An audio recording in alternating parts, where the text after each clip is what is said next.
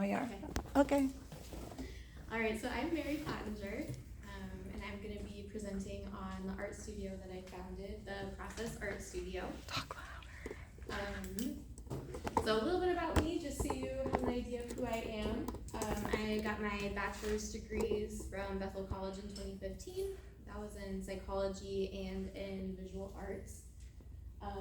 And then I spent some time working in the mental health field. I always ended up incorporating art in everything that I did. I just can't help myself. And then I finally convinced myself to go back to school. It took several years, but in 2023 I graduated with my master's in art therapy. So I'm currently working on my full LMHCA credentialing, which is the counseling license in Indiana.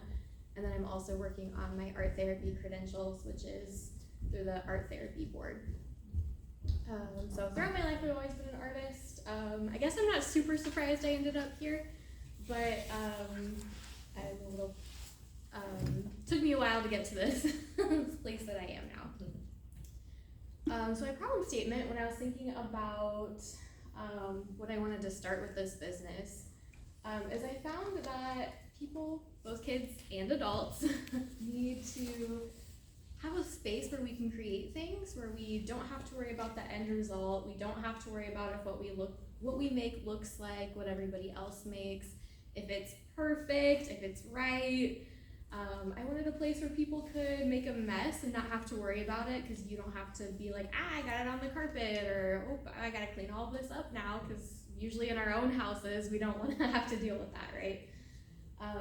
And I found like a lot of the art places that are around here, they're very focused on following kind of step-by-step directions, and everybody makes the same project, and that is, if you know me, that is not me at all. I don't know, I'm a little bit of a rebel. If you give me a rule, I'm gonna find something else to do. So I was like, I need to find a way to incorporate this, so why not start it myself, I guess. So my solution was to start an art studio focusing on process art. I hope you guys appreciate these pictures. I don't know how well you can see them, but that is me as a little girl covered in mud. And this is my first example or memory of process art. I didn't know what it was at the time, right? But I painted the backside of our entire house in mud. My parents were not impressed. They were amused enough to take a picture of me. They did not take a picture of the house. But that's, I guess, maybe where my love of process over product started.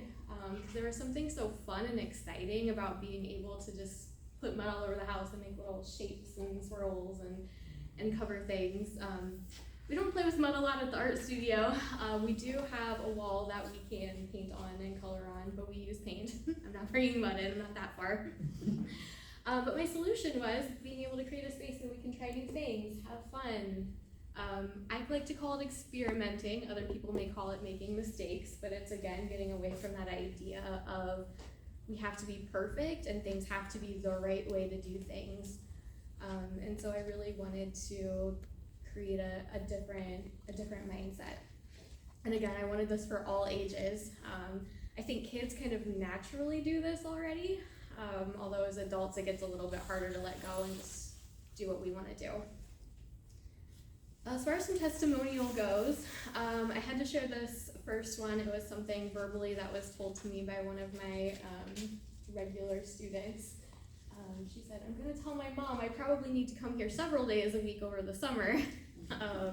She usually makes it about once a week, and she is convinced that one day she is going to talk her parents into coming every day. She hasn't done it yet, but she's trying. The other testimonials from parent, I guess I think it's important to include parents' thoughts as well. So she had said, Mary's great with my high energy kids and encouraged them with their own forms of art. I really appreciate her encouraging my kids' imaginations. They had a blast and asked when the next time they could go was. So that kind of goes along with my mission too. I guess I didn't include that. But I really want a place where people feel like they can come all the time, where there's something new happening and they can get excited about coming versus going and doing one thing. As far as milestones, I launched almost a year ago, so my, I guess, most exciting milestone to me is coming up here in a couple of weeks. My 1-year anniversary will be on August 9th. I guess as far as other milestones, the other thing that I think was very exciting to me is as I'm growing and getting people coming back more than once, I guess that's how I'm measuring my success. It's really based on, ooh, did this person come back? Did this person come back? Ooh, I haven't seen these guys in a while, and they're like, oh, we missed you, we have to come back and make some more art. As far as barriers, I would say my biggest one is still just getting my name out there, like making sure people know I exist. It's kind of challenging sometimes to know where to find the right audiences and where to find the people who are going to be interested in what I have to offer. I would say the other main barrier is it's just me. I'm a one-man show right now, and so then having the time and the energy to do all of the rest of it sometimes is a challenge. I really like art. The rest of it is maybe not my forte, but I'm getting there. As far as growth, kind of my plans over the next few months, I'm really trying to focus on kind of filling up the classes that I have. When I first opened, I thought I needed to be open every day and offer things constantly, and I realized that that's maybe just too much. So I kind of slowed down a little bit, and I'm offering classes at specific times, and I'm kind of focusing on filling those spots before I add more. So first steps is I want to get those spots completely filled up and then focus on adding some more. I also love doing private events. I've been able to do a few, either with homeschool groups or different other people kind of getting together. I want to get some work with like businesses and do maybe some like, what's that called? Like team building kind of exercises. Way down the line, I'm not quite in the budget for this yet, but I would like to hire somebody who can help me handle some of the less artistic parts of the business, the things like the social media and the marketing and the things that are not quite up my alley.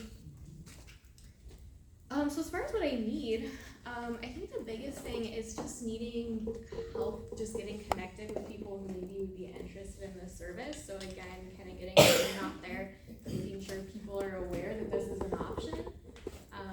And getting connections with whether you're in business or I've connected with some foster care agencies and doing groups and classes with them.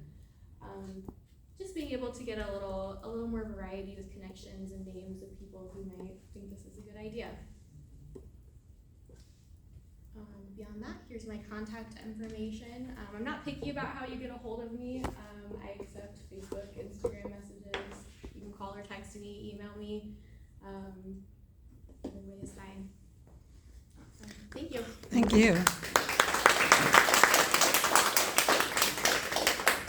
Where exactly are you located? I'm like 2 blocks from here. I walked here today, actually. Oh, So it's on 4th Street, kind of like across where there's like the Family Dollar and Hop Station and kind of out that way. So just past downtown. Yes. Yeah, so Conscious Mishawaka loves to promote all things that are mindfulness. So with your classes, do you have classes that bring together mental health, art therapy, things specific that I could help promote?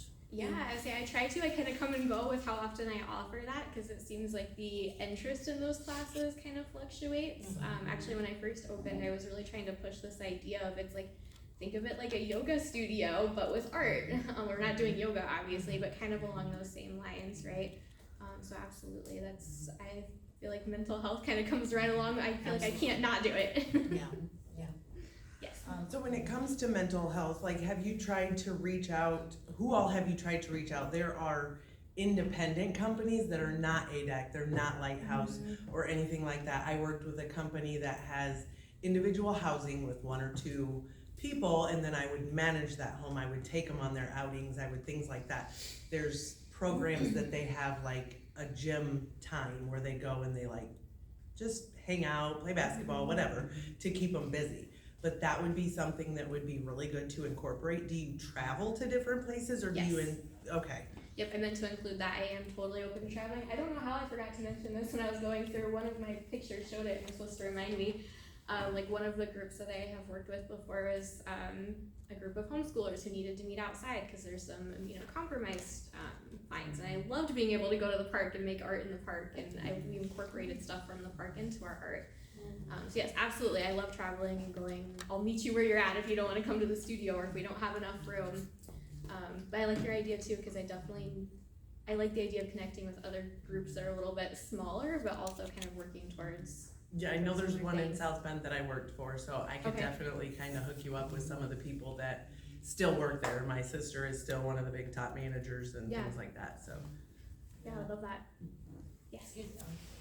Have you reached out to the Mishawaka Parks Department I have not. to see if you could do, because during the summer, I mean, I know they do a ton of programs, but they only have so many people, if you already have an established program, if they could just plug in, you know, might listen to that. Yeah, that's a good idea. I haven't reached out to them directly. I've done some of like their events that they've done. Like I've gone there to hand out stuff, like, you know, coloring pages and things like that, but I've not directly spoken to them. Yes. I think the VA could be a good resource for you with veterans. I know that there's a few different art programs around the country geared specifically towards veterans. My boyfriend's really big into doing art, and yeah, like the mess in the houses, and we don't have room to display it anymore. But like that's something that I know a lot of vets who get into that, and just having the, like you said, just putting your mind somewhere else other than thinking. I'm gonna about piggyback off that. We have talked about doing a Paint Your Pets with Vets with our nonprofit, where veterans and their service dogs painting, including the dogs painting, and then auctioning those off. to Oh, raise there's a money great for connection vets. right So there. if that's something Yeah, we can talk absolutely. later. Yeah. Number one, how do you, what's the cost to, do something like this, let's say with, your children or a homeschool, who pays, how does that work? I'm not sure how that. Yeah, so it kind of varies depending on the class or workshop. Typically, I try to keep them around like 15 a person. I try to keep them that was another thing that I've really focused on is to make it something you want to keep coming back to, hopefully weekly or a few times a month. It's got to be affordable, right? So I have some families, if they're bringing me 5 or 6 kids, we're going to talk about, okay, maybe we don't have to do $15 for every single person, right? I do some family discounts, and on my business cards, if you see them, I even have like a thing where you can get every 5th session free. But so it kind of depends. Some of the places I've worked with, the business has paid for it. Sometimes it's just the families or people coming that pay for it. Like she said, to kind of piggyback on that, I think if you marketed to homeschoolers, specifically found them, like ask people, for leads, who do you know that it does homeschool? My daughter is just homeschooling her children for the first time. They have a little bit of level autism and ADHD and stuff. They're very smart, very creative kids. So this would be fantastic for her. I'd love to introduce you to her. Yeah. But also the agencies that provide staffing for handicapped people. There's a lot of them, like Mosaic and is one, and then there's a bunch of them that, they have people, they've gotta find sometimes activities for them to do. This would be something too, and if it is something that helps people that, are handicapped, fixed income, is there, I don't know, because would you have to be certified for that to be something that would be covered, or, I don't know, like you would pay for all that. Yeah. Yeah. Good question. Okay, Wait. do you have? Cynthia. I had a couple of things, just real quick. What has your research or your education shown you, where does art play a part in behavioral issues? So definitely a lot. I think art gives a good opportunity to express, and obviously I'm not doing therapy in this setting, right? I do therapy in other settings. Yeah, but you but have in that this job, background, you yes. just see a wonderful partnership. right. there. Yes. Yeah, absolutely. Yeah, there's so much that you can learn from the art that children make, and adults too. So much they can learn from their own art that they make. They can express and get so much out. I could talk about this forever, but there's so much to do, even just like the type of art. If you've got hyper kids, you need art that's a little more physical. You can't expect them to sit down and make cute little mindfulness drawings. They've got to do something big, right? They do have to paint on the walls. They do need to do something to get some energy out. And so yeah, absolutely. Now, I don't know if Mishawaka has it, but South Bend has this wall, off of, off of Colfax, where you can do art with chalk, just in case you have a group of children that need to express themselves. Yeah, I love that. Oh, that's cool. And you do birthday parties. Yes. Yep. I have one quick thing. I was gonna say, if you are interested, and there might be an avenue to get credentialed to be able to bill insurance, private. Bill law. Can you say that out loud? Bill So Medicare and Medicaid yeah. credentialing. Yep, I'm working on it. I mean, this is a shameless plug. I do that. Yeah. So, if you come in. Yeah. That's good to know. Yeah. Yeah.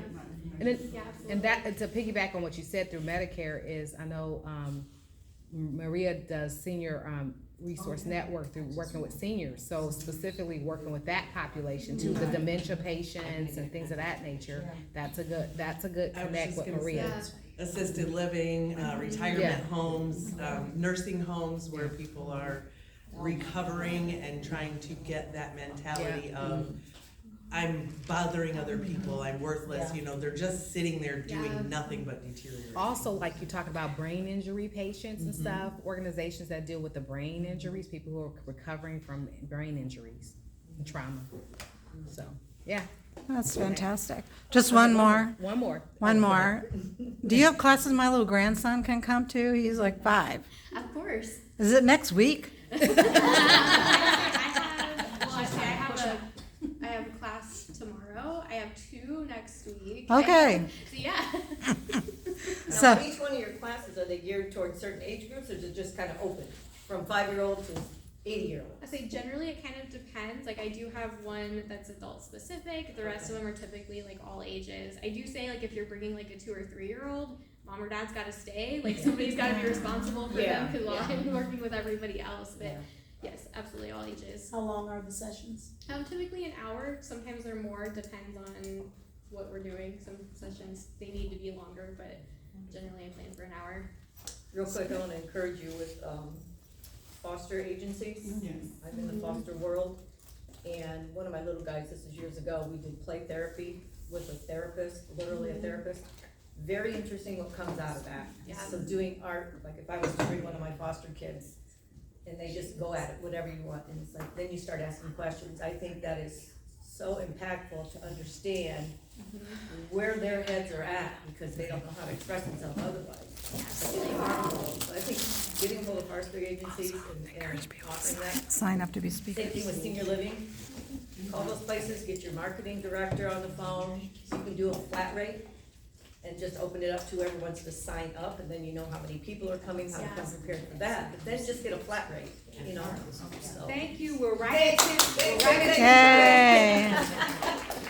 We'd like to give